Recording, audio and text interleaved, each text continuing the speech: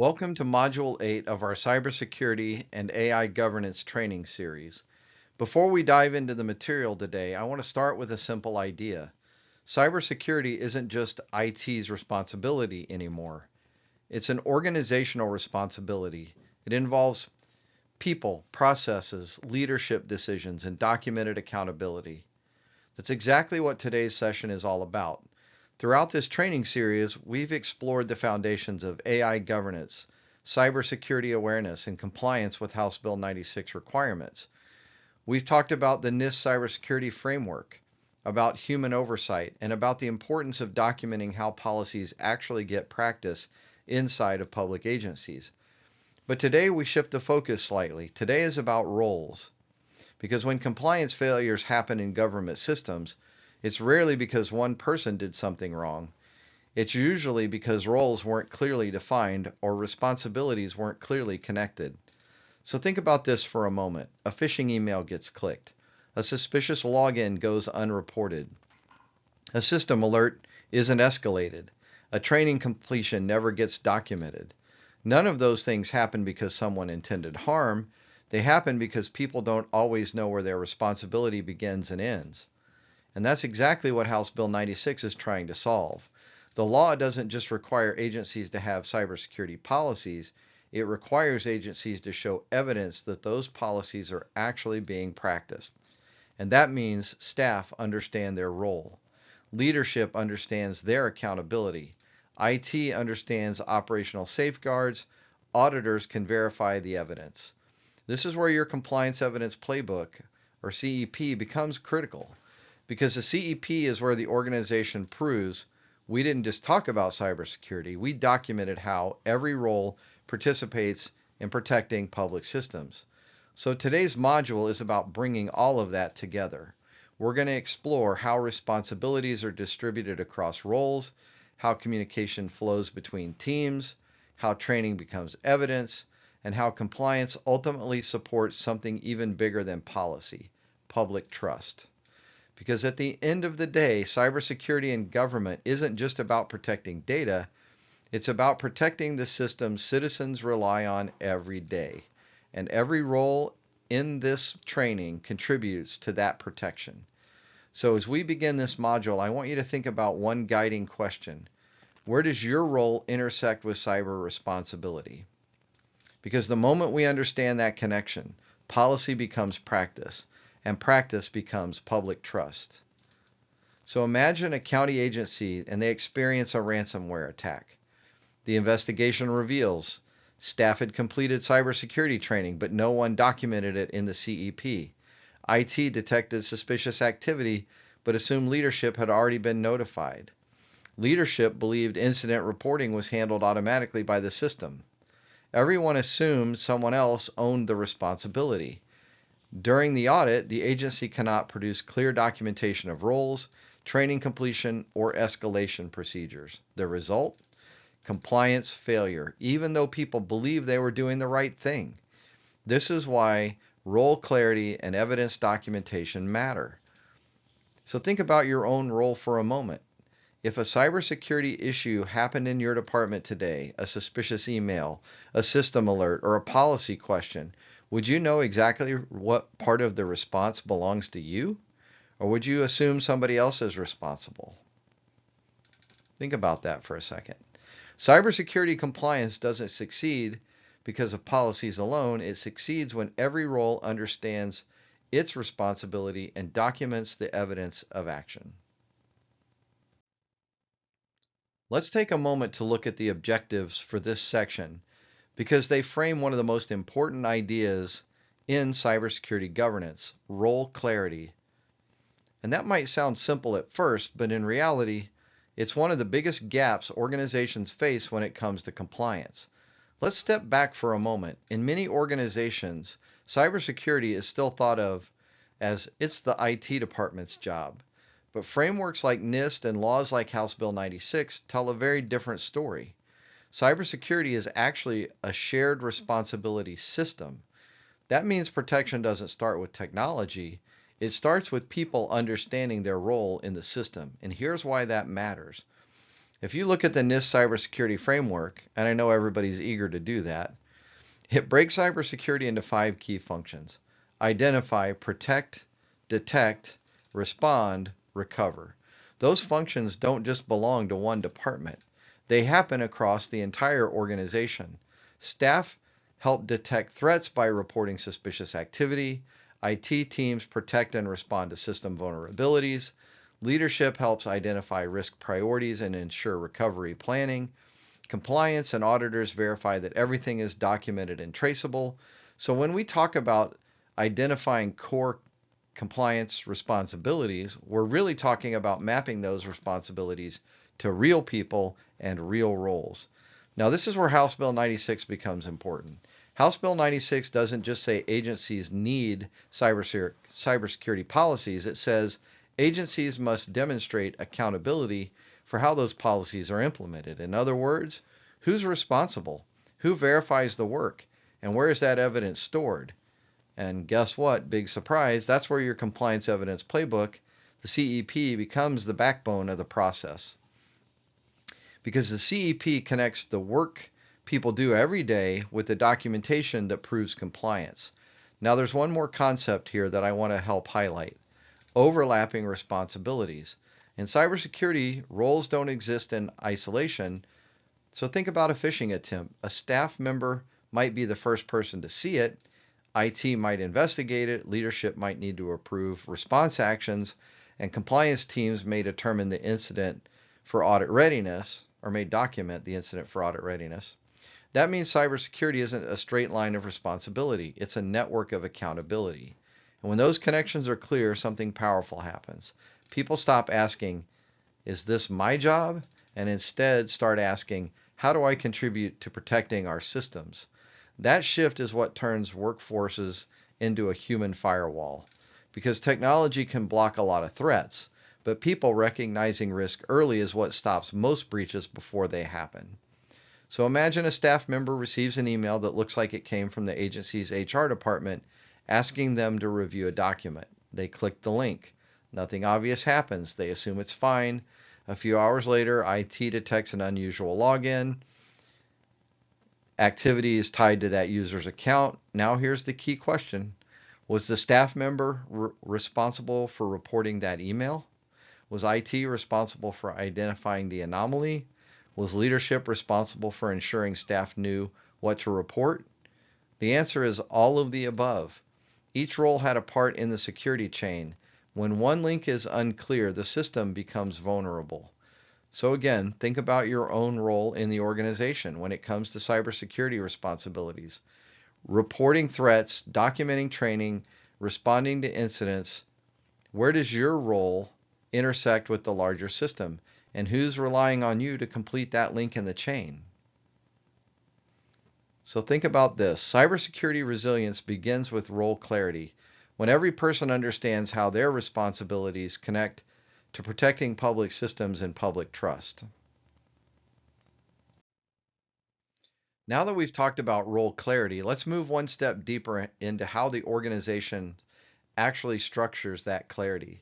This is where role-based competency matrix come into play. Think of that matrix as a map of responsibility across the organization, because in cybersecurity governance, especially under House Bill 96, the question isn't just, do we have a policy? The real question is, can we show who's responsible for implementing that policy, and can we prove it? Let's step back for a moment. In many organizations, cybersecurity policies exist in binders, manuals, or digital policy libraries, or in a lot of cases we refer to it as shelfware. But when an audit happens or when cybersecurity incidents occurs, investigators aren't looking for the policy first, they're looking for evidence that the policy was practiced. Think about that for a second. That's where the competency matrix becomes powerful, because it's connecting 3 critical pieces of the compliance system. First, roles. Who in the organization is responsible for a particular cybersecurity action? Second, responsibilities. What specific activity must that role perform? And third, evidence. Where is the documentation that proves the activity happened? This is where your compliance evidence playbook, or CEP, becomes the operational backbone. The CEP doesn't just store documents, it organizes the evidence that demonstrates how people, training, technology, and leadership actions all connect to compliance requirements. For example, a staff member completes cybersecurity awareness training. That training completion becomes evidence, or an IT administration reviews your system access logs. That review becomes evidence, and it needs to be shared with you if you have a third-party company. Leadership approves an updated security policy. That approval becomes evidence. Every one of those actions connects to a role in the competency matrix and produces a traceable artifact inside the CEP. And now this is where it becomes especially important for House Bill 96 compliance. House Bill 96 emphasizes accountability and verification. That means it's not enough to say, we trained our staff. An auditor may ask, where is the documentation? Who verified it? When was it completed? Where is the evidence stored? The competency matrix answers those questions before they're even asked. It shows how each role contributes to the NIST cybersecurity lifecycle, which is identifying risk, protecting systems, detecting threats, responding to incidents, and recovering from disruptions. And when every role is mapped to both action and documentation, compliance stops becoming reactive, it becomes operational. And this is where policy trust becomes practice. And when that happens, something else begins to emerge. A culture where cybersecurity isn't just enforced, it's understood. So let's imagine a cybersecurity audit taking place at a public agency. The auditor asks a simple question. Can you show how your staff cybersecurity training supports your House Bill 96 compliance requirements? Without a competency matrix, the answer might be vague. Yes, we provide training annually, but with a competency matrix and a CEP documentation, the organization can say instead, staff roles are required to complete annual cybersecurity awareness training. Our completion records are stored in the training management system. IT verifies completion reports quarterly. Compliance staff log the reports in the CEP as audit evidence. Now the organization hasn't just claimed competency and compliance, they've demonstrated it. So think about the responsibilities connected to your role. If someone asked you to show evidence that a cybersecurity task was completed, would you know what documentation proves it, where that documentation is stored, and who verified it? So think about it this way. The role-based competency matrix turns cybersecurity from a policy requirement into a documented system of accountability across the entire organization. So now that we've explored roles and responsibilities, let's talk about something equally important in cybersecurity governance, how those roles communicate with each other.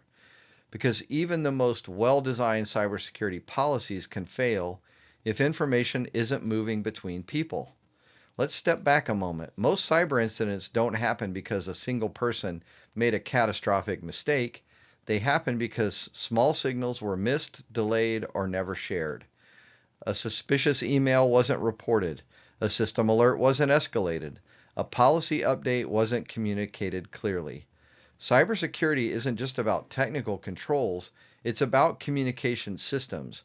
And that's exactly why modern cybersecurity frameworks like the NIST Cybersecurity Framework place so much emphasis on coordination across the life cycle of identify, protect, detect, respond, and recover.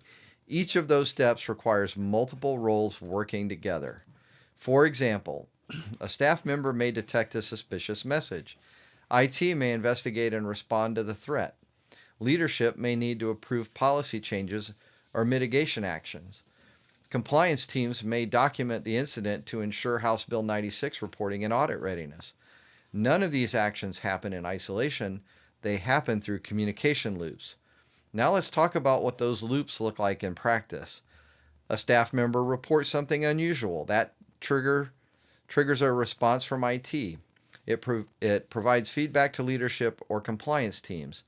Documentation is captured in the Compliance Evidence Playbook, or CEP, and those records then inform training, policy updates, or future risk assessments. That loop, report, respond, document, improve, is the heartbeat of a resilient cybersecurity program. And this is where something powerful will begin to happen. Cybersecurity stops being a set of rules, it becomes a shared mission. Every person in the organization understands that what they see, report, and document contributes to protecting public systems, public services, and of course, ultimately, public trust. And that's why we often refer to the workforce as the human firewall. Technology can block many attacks, but it's often people communicating early signals that prevent incidents from becoming crisis. When communication flows clearly across roles, security becomes collaborative, compliance becomes sustainable, and trust becomes protected. So imagine an employee notices something strange. A system login alert appears at an unusual time, maybe late at night. The employee assumes it's probably nothing and ignores it. A few days later, IT discovers unauthorized access to a database. When investigators trace the timeline, they find the alert appeared days earlier. It wasn't a failure of technology, it was a failure of communication and reporting. Now imagine a different outcome. The employee reports that alert immediately. IT investigates the activity within minutes. The account's secured, the evidence is documented in the CEP, and that potential breach becomes documented prevention. That's what we're trying to build here. So think about your daily work environment. If you notice something unusual in a system, an email, or a login activity, would you know who to report it to? And just as importantly, would you feel confident that reporting it is part of your role? So here's a key takeaway. Cybersecurity resilience is built through communication when every role shares information, reports risks, and works together to protect public systems and public trust. Training as the great equalizer.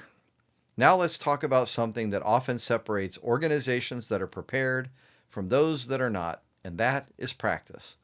Policies are important, training courses are important, but the real test of cybersecurity readiness is simple. What happens when a real situation unfolds? So let's step back for a moment. Think about firefighters. They don't just read about fire response procedures, they practice drills. Pilots don't just study flight manuals, they train in simulators. Healthcare teams don't just review emergency protocols, they run response exercises. And cybersecurity works the same way, because when an incident happens, whether it's a phishing attack, a compromised account, or suspicious network activity, people have to make decisions quickly and confidently. And that's where scenario-based practice becomes so powerful. Simulations can create a safe environment where teams can experience what a real cybersecurity event might look like and practice how to respond. For example, a simulated phishing email is sent to employees. Some people recognize the threat and report it immediately. Others may click the link. That's not a failure, that's a learning opportunity. Because the goal of simulation isn't punishment, it's awareness and improvement. And this is also where simulation connects directly to House Bill 96 compliance. House Bill 96 emphasizes something very important: readiness and documentation. It's not enough to say that employees received cybersecurity training. Organizations must be able to demonstrate that staff are prepared to recognize and respond to real-world threats. Scenario-based training helps prove that, because every simulation produces evidence, training participation records, simulation outcomes, follow-up education, improvement actions. All of these artifacts become documentation that can be stored, guess what? Guess where? The compliance evidence playbook. So simulations do two things at once. They strengthen organizational readiness and they generate evidence that compliance activities are actually happening. But there's another important benefit. Simulation reinforces a culture where learning never stops. And that's important because cyber threats evolve constantly. Attack methods change. Technology changes, which means cybersecurity awareness must also evolve continuously. That's why scenario-based training is often described as the great equalizer. It gives everyone in the organization, regardless of role or technical expertise, the chance to practice recognizing risk. And when people practice identifying threats, they become more confident, more aware, and more capable of protecting the systems they rely on every day. So here's a real world scenario. Imagine two organizations experience the same phishing campaign. In the first organization, employees have never participated in phishing simulations. The email spreads quickly. Multiple staff click the link. Credentials are compromised before anybody reports the issue. In the second organization, phishing simulations are part of regular training. The first employee who receives the email immediately recognizes the signs and reports it. IT blocks the domain within minutes. The campaign ends before it spreads. The difference between those two outcomes wasn't technology, it was practice. So think about the last cybersecurity training or simulation that you participated in, if ever. If you did it help you recognize something new about how cyber threats appear? And if a suspicious message appeared in your inbox tomorrow, would you feel confident identifying it? Scenario-based training transforms cybersecurity from theory into readiness, building confidence, improving response, and generating the evidence required for accountable compliance. Now we arrive at the point where everything we've discussed in this module comes together. We've talked about role clarity. We've explored the competency matrix. We've discussed communication and collaboration. And we've seen how training simulations strengthen readiness. But all of those things lead to one critical question. How do we prove it? Remember at the very beginning of this, in 2 words, what is all this about? Prove it. Because in cybersecurity governance, especially under House Bill 96 compliance, it's not enough to say that good practice exists. Organizations must be able to demonstrate them. This is where the compliance evidence playbook becomes essential. Think of the CEP as your organization's living record of cybersecurity practice. It's where the agency documents the evidence that policies are not just written, but actively followed. So let's step back for a moment. Every role in an organization contributes to cybersecurity in some way. A staff member completes cybersecurity awareness training. An IT administrator performs system monitoring. A department manager reviews incident reports. An executive approves security policies and governance summaries. Each of those actions produces something important: evidence.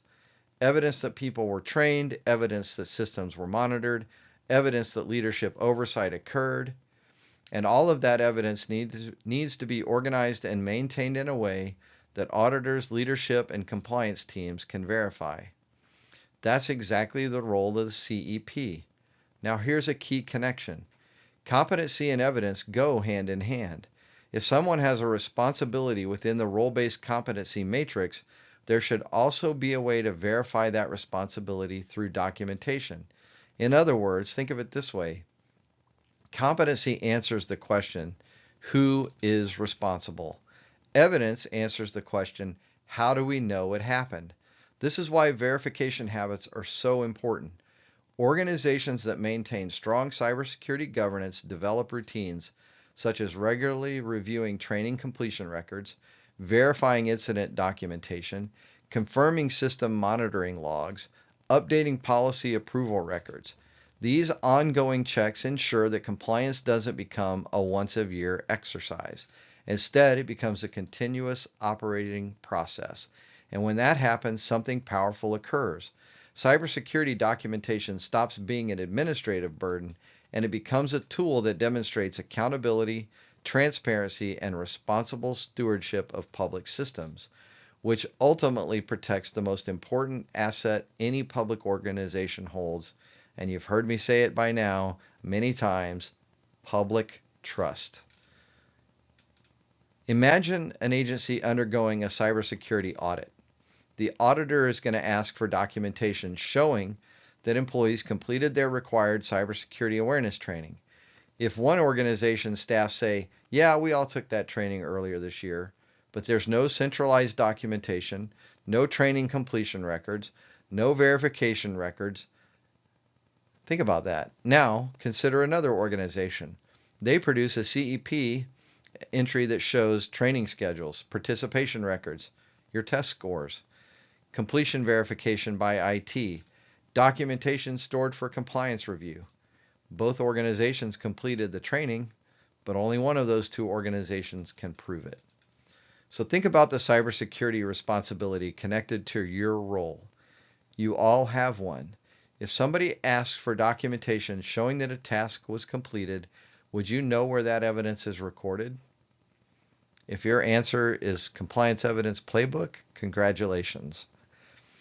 Cybersecurity competency becomes compliance only when actions are documented, verified, and maintained as evidence within the CEP. Before we close this module, let's take a moment to connect pieces of what we've covered today. Because this module wasn't just about policies or documentation or training, it was about how people across an organization work together to protect public systems.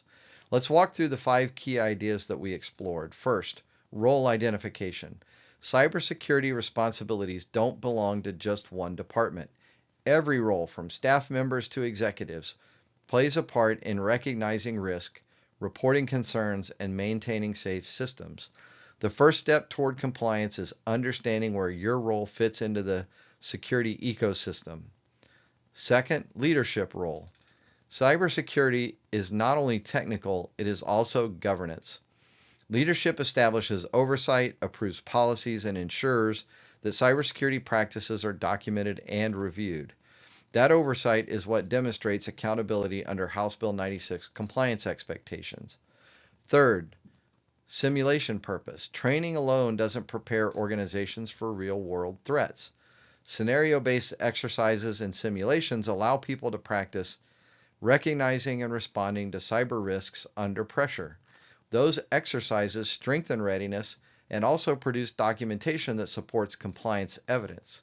Fourth, the collaboration chain. Cybersecurity works best when communication flows between roles and staff report concerns. IT investigates, management coordinates responses, leadership provides oversight. That communication loop strengthens the organization's human firewall. And finally, the compliance evidence playbook's contribution. All of these activities, training, response, actions, oversight, and verification, must be documented. And the CEP is where those records live. It connects cybersecurity actions across the organization and demonstrates policy to practice accountability. When these 5 elements work together, something powerful happens. Cybersecurity stops being seen as a technical burden and it becomes a shared responsibility system. And that system protects not just data and networks, but public trust. So thinking about everything we've covered today, which of these 5 areas do you feel most connected with in your current role? Role identification, simulation readiness, collaboration communication, or CEP documentation? Role clarity, communication, and documentation evidence transform cybersecurity from policy into operational resilience. As we wrap up this module, I want to thank you for taking the time to engage with these ideas. Cybersecurity in the public sector is not just about protecting systems, it's about protecting services citizens rely on every day. And every person in this organization contributes to that protection. Today, we explored how roles, responsibility, communication, and documentation come together to create a strong cybersecurity culture. The next step in the training journey will be involving hands-on simulation exercises where participants apply what they've learned in realistic cybersecurity scenarios. And those exercises allow teams to practice identifying threats, reporting issues, and coordinating responses. However, in our training sequence today, we're going to move forward to the next section of the program. So up next is Module 9, the Compliance Evidence Playbook Documentation, Review, and Governance Practice. We're going to go through all of the critical documents you must keep records of in the CEP. So think about it this way. Cybersecurity resilience begins with awareness, grows through shared responsibility, and is sustained through accountability and trust. Thank you.